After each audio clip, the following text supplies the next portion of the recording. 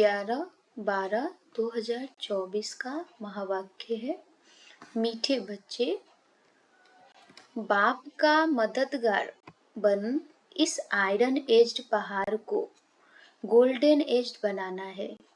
पुरुषार्थ कर नई दुनिया के लिए फर्स्ट क्लास सीट रिजर्व करानी है। आज का प्रश्न है, बाप की फर्ज अदाई क्या है? कौन सा फर्ज पूरा करने के लिए संगम पर बाप को आना पड़ता है? उत्तर, बीमार और दुखी बच्चों को सुखी बनाना, माया के फंदे से निकाल घनेरे सुख देना, यह बाप की फर्ज अदाई है जो संगम पर ही बाप पूरी करते हैं। बाबा कहते, मैं आया हूँ तुम सबका मर्ज मिटाने, सब पर कृपा करने। अब पुरुषार्थ कर 21 जन्मों के लिए अपनी ऊंची तकदीर बना लो। गीत है, भोलानाथ से निराला कोई और नहीं। ओम शांति। भोलानाथ से भगवानुवाच। ब्रह्मा मुख कमल से बाप कहते हैं, यह वैरायटी भिन्न भिन्न धर्मों का मनुष्य सृष्टि झार है ना। इस कल्प वृक्ष अथवा सृष्टि के आदि मध्य अंत का राज बच्चों को समझा रहा हूँ। गीत में भी इनकी महिमा है। शिव बाबा का जन्म यहाँ है। बाप कहते हैं, मैं आया हूँ भारत में। मनुष्य यह नहीं जानते कि शिव बाबा कब पधारे थे, क्योंकि गीता में श्री कृष्ण का नाम डाल दिया है। द्वापर की तो बात ही नहीं। बाप समझाते हैं, बच्चे 5000 वर्ष पहले भी मैंने आकर के यह ज्ञान दिया था। इस झाड़ से सभी को मालूम पड़ जाता है। झाड़ को अच्छी रीति देखो। सतयुग में बरोबर देवी देवताओं का राज्य था। त्रेता में राम सीता का है। बाबा आदि मध्य अंत का राज बतलाते हैं। बच्चे पूछते हैं, बाबा हम माया के फंदे में कब फंसे? बाबा कहते, द्वापर से नंबरवार फिर दूसरे धर्म आते हैं, तो हिसाब लगाने से समझ सकते हैं कि इस दुनिया में हम फिर से कब आएंगे। शिव बाबा कहते हैं, मैं 5000 वर्ष बाद आया हूँ संगम पर अपना फर्ज निभाने। सभी जो भी मनुष्य मात्र हैं सभी दुखी हैं, उनमें भी खास भारतवासी। ड्रामा अनुसार भारत को ही मैं सुखी बनाता हूँ। बाप का फर्ज होता है बच्चे बीमार पड़े तो उनकी दवा दरमल करना है। यह है बहुत बड़ी बीमारी। सभी बीमारियों का मूल ये 5 विकार है। बच्चे पूछते हैं, यह सब कब शुरू हुए? द्वापर से।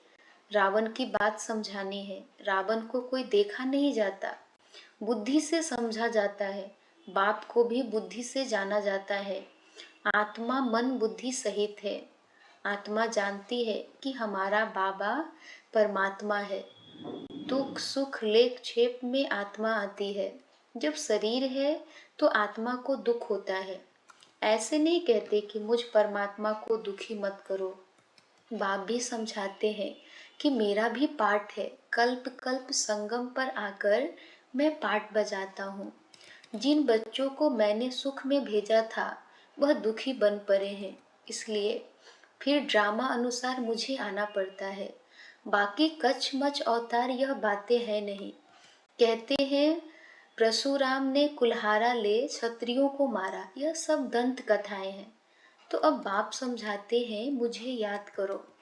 यह है जगत अम्बा और जगत पिता। मदर और फादर कंट्री कहते हैं ना। भारतवासी याद भी करते हैं, तुम मात पिता हम बालक तेरे, तुम्हारी कृपा से सुख घनेरे, तो बरोबर मिल रहे हैं। फिर जो जितना पुरुषार्थ करेंगे, जैसे बाइस्कोप में जाते हैं, फर्स्ट क्लास का रिजर्वेशन कराते हैं ना। बाप भी कहते हैं, चाहे सूर्यवंशी चाहे चंद्रवंशी में सीट रिजर्व कराओ। जितना जो पुरुषार्थ करे उतना पद पा सकते हैं। तो सब मर्ज मिटाने बाप आए हैं। रावण ने सबको बहुत दुख दिया है। कोई भी मनुष्य की गति सदगति कर न सके। यह है ही कलयुग का अंत। गुरु लोग शरीर छोड़ते हैं, फिर यहाँ ही पुनर्जन्म लेते हैं, तो फिर वह औरों की क्या सदगति करेंगे? क्या इतने सभी अनेक गुरु मिलकर पति सृष्टि को पावन बनाएंगे? गोवर्धन पर्वत कहते हैं ना, यह माताएं इस आयरन एज्ड पहाड़ को गोल्डन एज बनाती है। गोवर्धन की फिर भी पूजा भी करते हैं, वह है तत्व पूजा। सन्यासी ब्रह्म अथवा तत्व को याद करते हैं, समझते हैं वही परमात्मा है, ब्रह्म भगवान है। बाप कहते हैं यह तो भ्रम है। ब्रह्मांड में तो आत्माएं अंडे मिसल रहती है। निराकारी झार भी दिखाया गया है, हर एक का अपना अपना सेक्शन है। इस झार का फाउंडेशन है भारत का सूर्यवंशी चंद्रवंशी घराना। फिर वृद्धि होती है, मुख्य है 4 धर्म। तो हिसाब करना चाहिए कौन कौन से धर्म कब आते हैं। जैसे गुरु नानक 500 वर्ष पहले आए, ऐसे तो नहीं सिख लोग कोई 84 जन्म का पाठ बजाते हैं।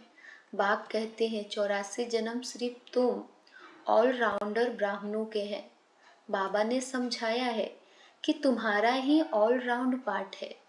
ब्राह्मण, देवता, क्षत्रिय, वैश्य, शूद्र तुम बनते हो। जो पहले देवी देवता बनते हैं वही सारा चक्र लगाते हैं। बाप कहते हैं तुमने वेद शास्त्र तो बहुत सुने, अभी यह सुनो और जज करो कि शास्त्र राइट है या गुरु लोग राइट है, या जो बाप सुनाते हैं वो राइट है। बाप को कहते ही है ट्रूथ। मैं सच बतलाता हूँ जिससे सतयुग बन जाता है, और द्वापर से लेकर तुम झूठ सुनते आए हो तो उससे नरक बन पड़ा है। बाप कहते हैं मैं तुम्हारा गुलाम हूँ। भक्ति मार्ग में तुम गाते आए हो मैं गुलाम तेरा। अभी मैं तुम बच्चों की सेवा में आया हूँ। बाप को निराकारी निरहंकारी गाया जाता है, तो बाप कहते हैं मेरा फर्ज है तुम बच्चों को सदा सुखी बनाना। गीत में भी है अगम निगम का भेद खोले। बाकी डमरू आदि बजाने की कोई बात नहीं, यह तो आदि मध्य अंत का सारा समाचार सुनाते हैं। बाबा कहते हैं तुम सभी बच्चे एक्टर्स हो। मैं इस समय करण करावनहार हूँ। मैं इनसे यानी ब्रह्मा से स्थापना करवाता हूँ। बाकी गीता में जो कुछ लिखा हुआ है वह तो है नहीं, अभी तो प्रैक्टिकल बात है ना। बच्चों को यह सहज ज्ञान और सहज योग सिखलाता हूँ, योग लगवाता हूँ। कहा है ना योग लगाने वाले, झोली भरने वाले, मर्ज मिटाने वाले। गीता का भी पूरा अर्थ समझाते हैं। योग सिखलाता हूँ और सिखलवाता भी हूँ। बच्चे योग सीखकर फिर औरों को सिखलाते हैं ना। कहते हैं योग से हमारी ज्योत जगाने वाले। ऐसे गीत भी कोई घर में बैठकर सुने तो सारा ही ज्ञान बुद्धि में चक्र लगाएगा। बाप की याद से वर्षे का भी नशा चढ़ेगा। सिर्फ परमात्मा व भगवान कहने से मुख मीठा नहीं होता, बाबा माना ही वर्षा। अब तुम बच्चे बाबा से आदि मध्य अंत का ज्ञान सुनकर फिर औरों को सुनाते हो, इसे ही शंख ध्वनि कहा जाता है। तुमको कोई पुस्तक आदि हाथ में नहीं है, बच्चों को सिर्फ धारणा करनी होती है। तुम हो सच्चे रूहानी ब्राह्मण, रूहानी बाप के बच्चे। सच्ची गीता से भारत स्वर्ग बनता है, वह तो सिर्फ कथाएं बैठ बनाई है। तुम सब पार्वतियां हो, तुमको यह अमर कथा सुना रहा हूँ। तुम सब द्रौपदियां हो, वहाँ कोई नगन होते नहीं। कहते हैं तब बच्चे कैसे पैदा होंगे। अरे है ही निर्विकारी तो विकार की बात कैसे हो सकती है।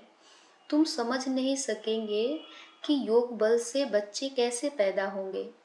तुम आर्ग्यू करेंगे, परंतु यह तो शास्त्रों की बातें है ना। वह है ही संपूर्ण निर्विकारी दुनिया, यह है विकारी दुनिया। मैं जानता हूँ ड्रामा अनुसार माया फिर तुमको दुखी करेगी। मैं कल्प कल्प अपना फर्ज पालन करने आता हूँ। जानते हैं कल्प पहले वाले सिकिलधे ही आकर अपना वर्षा लेंगे। आसार भी दिखाते हैं यह वही महाभारत लड़ाई है। तुम्हें फिर से देवी देवता अथवा स्वर्ग का मालिक बनने का पुरुषार्थ करना है। इसमें स्थूल लड़ाई की कोई बात नहीं है। न असुरों व देवताओं की लड़ाई हुई है, वहाँ तो माया ही नहीं जो लड़ाए। आधा कल्प न कोई लड़ाई, न कोई भी बीमारी, न दुख अशांति। अरे वहाँ तो सदैव सुख बाहर ही बाहर रहती है। हॉस्पिटल होती नहीं, बाकी स्कूल में पढ़ना तो होता ही है। अब तुम हर एक यहाँ से वर्षा ले जाते हो। मनुष्य पढ़ाई से अपने पैर पर खड़े हो जाते हैं। इस पर कहानी भी है। कोई ने पूछा, तुम किसका खाती हो? तो कहा, हम अपनी तकदीर का खाती हैं। वह होती है हद की तकदीर। अभी तुम अपनी बेहद की तकदीर बनाते हो। तुम ऐसी तकदीर बनाते हो जो 21 जन्म फिर अपना ही राज्य भाग्य भोगते हो। यह है बेहद के सुख का वर्षा। अब तुम बच्चे कॉन्ट्रास्ट को अच्छी रीति जानते हो। भारत कितना सुखी था, अब क्या हाल है। जिन्होंने कल्प पहले राज्य भाग लिया होगा वही अब लेंगे। ऐसे भी नहीं कि जो ड्रामा में होगा वो मिलेगा, फिर तो भूख मर जाएंगे। यह ड्रामा का राज पूरा समझना है। शास्त्रों में कोई ने कितनी आयु, कोई ने कितनी लिख दी है। अनेकानेक मत मतांतर है। कोई फिर कहते हैं हम तो सदा सुखी हैं। अरे तुम कभी बीमार नहीं होते हो। वह तो कहते हैं रोग आदि तो शरीर को होता है, आत्मा निर्लेप है। अरे चोट आदि लगती है तो दुख आत्मा को होता है ना। यह बड़ी समझने की बातें है। यह स्कूल है, एक ही टीचर पढ़ाते हैं, नॉलेज एक ही है, एम ऑब्जेक्ट एक ही है, नर से नारायण बनने की। जो नापास होंगे वह चंद्रवंशी में चले जाएंगे। जब देवताएं थे तो क्षत्रिय नहीं, जब क्षत्रिय थे तो वैश्य नहीं, जब वैश्य थे तो शूद्र नहीं। यह सब समझने की बातें हैं। माताओं के लिए भी अति सहज है। एक ही इम्तिहान है।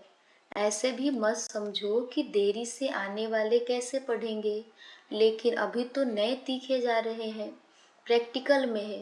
बाकी माया रावण का कोई रूप नहीं, कहेंगे इनमें काम का भूत है। बाकी रावण का कोई भूत भूत व शरीर तो है नहीं। अच्छा, सभी बातों का सैकरिंग है मन मना भव। कहते हैं मुझे याद करो तो इस योग अग्नि से विक्रम विनाश होंगे। बाप गाइड बनकर आते हैं। बाबा कहते, बच्चे मैं तो सम्मुख तुम बच्चों को पढ़ा रहा हूँ। कल्प कल्प अपनी फर्ज अदाई पालन करता हूँ। पारलौकिक बाप कहते हैं, मैं अपना फर्ज बजाने आया हूँ तुम बच्चों की मदद से। मदद देंगे तब तो तुम भी पद पाएंगे। मैं कितना बड़ा बाप हूँ, कितना बड़ा यज्ञ रचा है। ब्रह्मा के मुख वंशावली तुम सभी ब्राह्मण ब्राह्मणियाँ भाई बहन हो। जब भाई बहन बने तो स्त्री पुरुष की दृष्टि बदल जाए।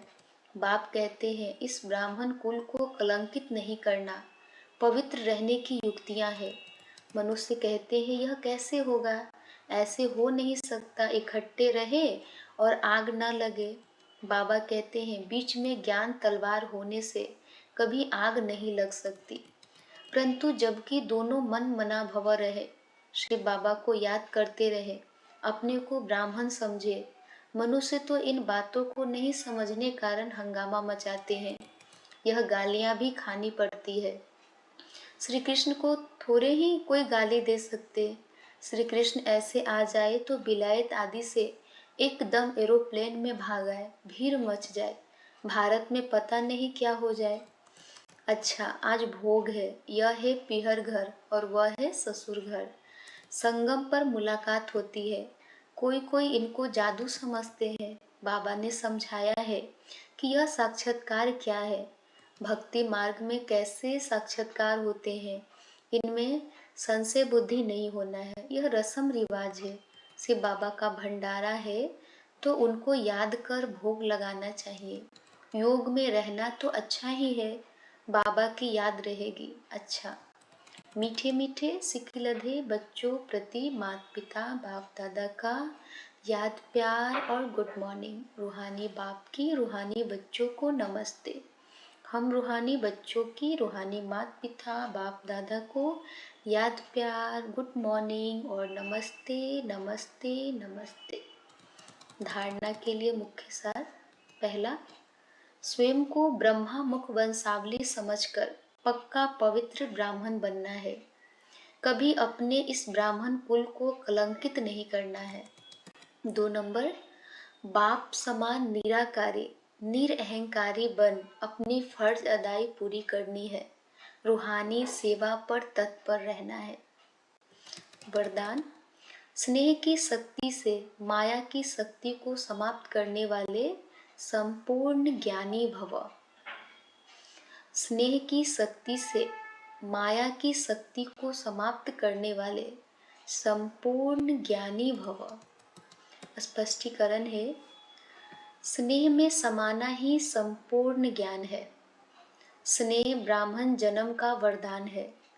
संगम युग पर स्नेह का सागर स्नेह के हीरे मोतियों की थालियां भरकर दे रहे हैं, तो स्नेह में संपन्न बनो। स्नेह की शक्ति से परिस्थिति रूपी पहाड़ परिवर्तन हो पानी समान हल्का बन जाएगा। माया का कैसा भी विकराल रूप व रॉयल रूप सामना करे, तो सेकंड में स्नेह के सागर में समा जाओ, तो स्नेह की शक्ति से माया की शक्ति समाप्त हो जाएगी। स्लोगन, तन मन धन मन वाणी और कर्म से बाप के कर्तव्य में सदा सहयोगी ही योगी है। तन मन धन मन वाणी और कर्म से बाप के कर्तव्य में सदा सहयोगी ही योगी है। अच्छा, ओम शांति।